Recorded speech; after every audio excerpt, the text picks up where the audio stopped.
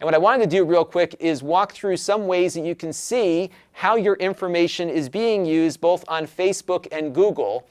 Part of what's happened with the GDPR legislation in Europe is that these companies are getting a little bit better about sharing information about what they know about you. And I think Facebook's done a pretty decent job of this. It doesn't make the problems that come out of this privacy issue go away, but it does give you some insight as to who's got you and what they're trying to do with you. And I'm going to walk through how you can see some of this information on both Facebook and Google. Again, this doesn't solve the problem completely, but this is an improvement. So let's take a look at Facebook first. So what you want to do first is click on this little arrow that you can see up there. That will bring down another option, and you want to click on Settings. And when you click on Settings, you'll be brought to this screen. Then what you want to look for is this little section here called Ads. So I'm going to click on that right now. And inside of the Advertisers section here is some interesting stuff. And there are 3 things or 4 things that you might want to take a look at on here. Now, the first thing we're going to look at here is the Contact List Added to Facebook option. What these are advertisers that uploaded a list that you were on to Facebook. Facebook in turn took that list and matched it to users of Facebook, and that gives these advertisers the ability to display ads just to those people. Now, it doesn't mean that every person on the list is going to get an ad, but Facebook will, if they have the right information matched, present ads to those people. And it's a pretty accurate way to finally target your list of existing customers, for example, but it doesn't restrict anyone from uploading a list that they bought from somewhere else. So for example, I have never been to Jim Butler Maserati, but he's got my name and he uploaded the list to Facebook to try to advertise to me. The same can be said about a lot of these other advertisers here as well. I've never set foot in San Antonio, let alone a Land Rover dealer there. But this is an example of how your information gets sold and repackaged and uploaded. And this also gives Facebook some signals as to who you are, because maybe if they see a lot of these car things uploading my information, they may assume that I have an interest in cars, right? So that's something that goes on there. So you can see a lot of car stuff on here. These are my wedding photographers. I'm still in touch with them, and they have a tutorial business that they've been doing, so they must have uploaded my list that way, or their list with me on it that way.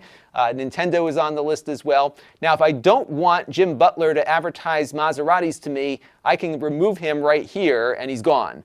So he will no longer be able to target me directly. But this does give you an idea as to who is uploading you to a Facebook list and then sending ads from there. Now, if you're not comfortable with this and you don't want anyone ever to target you based on a customer list, they now give you the ability to turn this off. So I could say not allowed, and that will now no longer allow me to be targeted based on people who find me on Facebook. So that's the second thing you might want to look at if this practice concerns you.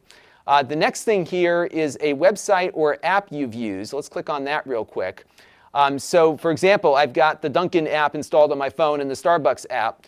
And because I have those apps installed on my phone and I ran them, what usually happens here is that Facebook drops a cookie on that, or if I authenticate through Facebook, it's knowing that I have a Facebook account attached to that app. That's another way that an advertiser can link me up that way. Likewise, if I visited a website, they can install a cookie on the website, and if they're able to match me up as a logged-in Facebook user, I can start getting advertisements, for example, from Runner's World. In fact, I think I went on Runner's World to get a gift subscription for my wife or something. I don't run myself. I do walk quite a bit, but I don't run. But yet I see some ads from Runner's World every once in a while, and that's because they dropped a cookie on me. One way to avoid this cookie dropping is to install an ad blocker, which may prevent some of those cookies from executing. So that might be one tip to look at there. But again, you can see just how these things kind of come about. And if you ever visit one of these websites, you may suddenly start seeing things coming from that advertiser. But we don't know what else Facebook is doing with this data to try to figure out who you are. But there are some ways you can look at what Facebook thinks you are here in the Your Interests section. And what I can do here is see some of the things that it thinks I'm interested in. And if I remove one of these things, it would make it harder for someone to advertise for me based on a certain thing. So for example, facility management is on my list of interests because I used to work in a company that was selling items in the facility management industry. So people might be advertising me about toilet paper and paper towels or whatever. I can remove that here, and that will remove me from that list.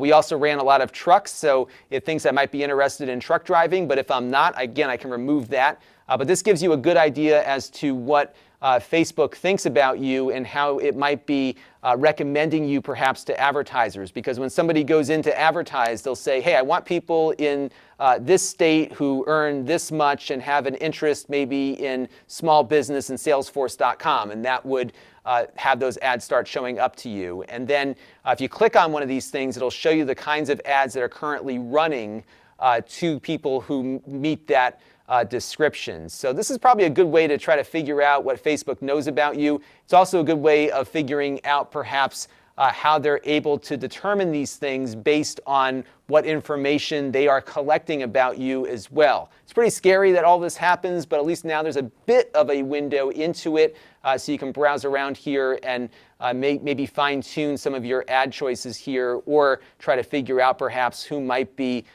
sending your information to Facebook without your permission. Now, Google has a similar screen that you can go and visit. It's at adsettings.google.com. And if you go there, you can see some of the things that they know about you and make some decisions about the kinds of ads you want to see. So here you've got the option to turn off personalized ads completely. Now this will apply though only to Google. It doesn't apply to some other ad network. It certainly doesn't apply to Facebook.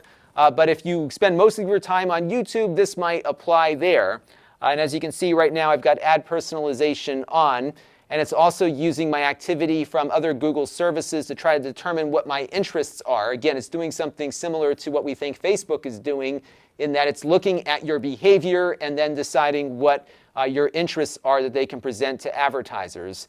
So what it knows about me is that I'm 35 to 44 years old. That's accurate, primarily because I told Google that was my age when I signed up for whatever service I was using. It also knows my gender here.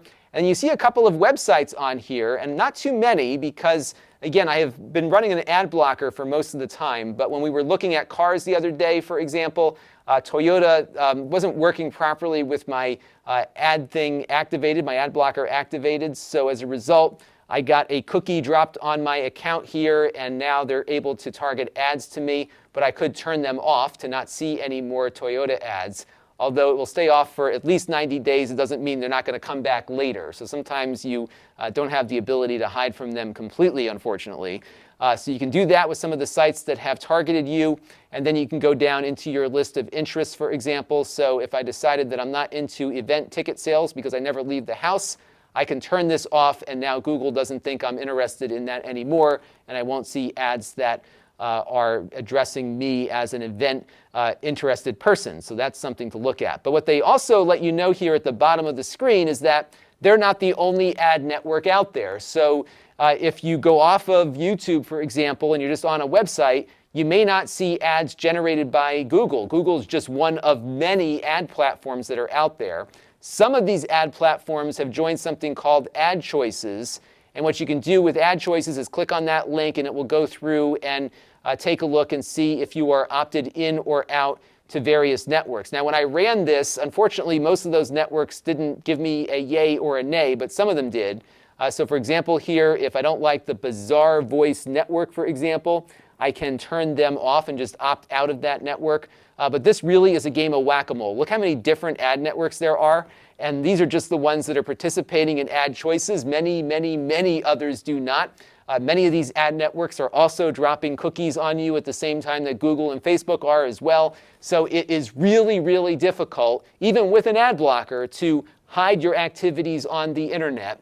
Security researcher Brian Krebs tweeted the other day that he actually runs all of his web browsing inside a virtual machine that we talked about a few minutes ago, just to isolate himself from all of this stuff. But you cannot hide. If you have visited a website, there's a cookie getting dropped there that gives advertisers some indication as to what your interests are. And when they aggregate enough of these cookies, they can really fine-tune how these ads work, and they all know quite a bit about you.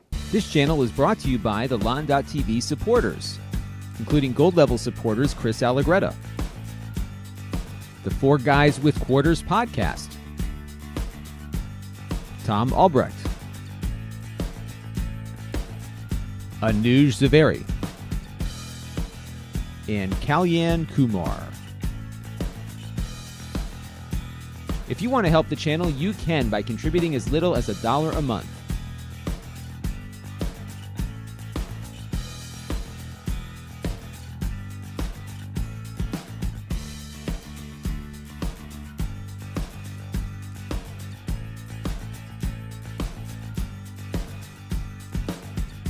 Head over to Lon.TV/support to learn more.